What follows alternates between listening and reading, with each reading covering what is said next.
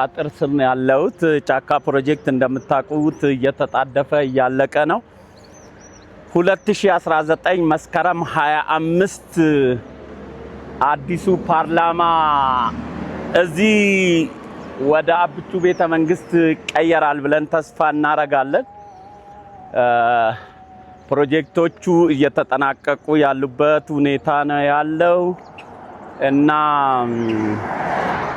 አዲስ አበባ ወይም ፍንፍኔ መጋላ ፍንፍኔ አኑራ ቢያባኮቲ የሚለው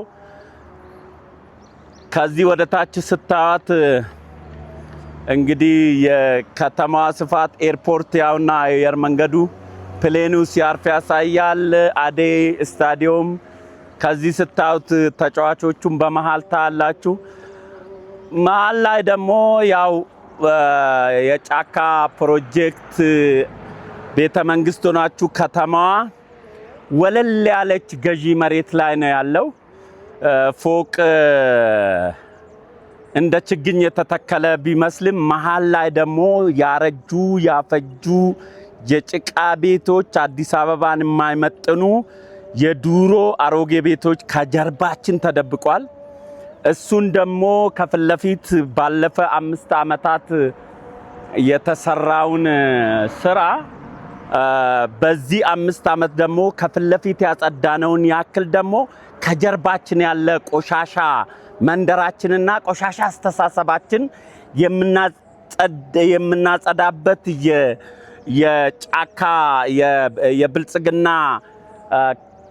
ቤተ መንግስቱን እንደሚቀይር በሙሉ ብልጽግና አስተሳሰቡን ማህበረሰቡን ጓሮ የተደበቁ ቆሻሻ ቤቶችን ቆሻሻ አስተሳሰቦችን እንደሚቀይር ተስፋ አደርጋለሁ።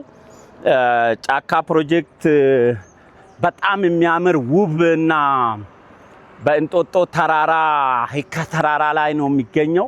እንደምትመለከቱት የአጥሩ ውበት ጫካ ፕሮጀክት እንግዲህ ቤተ መንግስቷ የተወሰነች መሬት ላይ ነው የምትገኘው። አብዛኛው ሞሎች፣ ሪል ስቴቶች፣ የንግድ ማዕከሎች ብዙ የተሰሩ ስራዎች ነው ያሉት እና በጣም ውብ ነው። አዲስ አበባን ከዚህ ወደ ታች ስታዩ እንግዲህ ወደ ቤተ መንግስታችን ለሚመጡ የዓለም አቀፉ ማህበረሰብ በሙሉ አዲስ አበባ ምናል አይነት ከተማ እንደሆነች ወስደ በመኪና ማስጎብኘት አያስፈልግም። አጉሊ መነጽር እዚህ ጋር ካረክ መንደር ውስጥ ያለውን ሰው ሁሉ ማየት ይቻላል። ስታዲየም እንኳን ሳትገቡ እዚህ ላይ አጉሊ መነጽር ካለ ተጫዋቾቹን ለይታችሁ የምታዩበት ስትራቴጂ ገዢ መሬት የሚባለው ቦታ ላይ ነው ያለው። ገዢ መሬት ብዙ ጊዜ ለወታደራዊ ስትራቴጂ ይሄ ዳቦ መሬት ነው ይባላል። ለጦርነት ለሚታገል ኃይል ገዢ መሬት ላይ ካለ በቃ ጠንካራ የእንትን አካባቢ ነው የሚመስለውና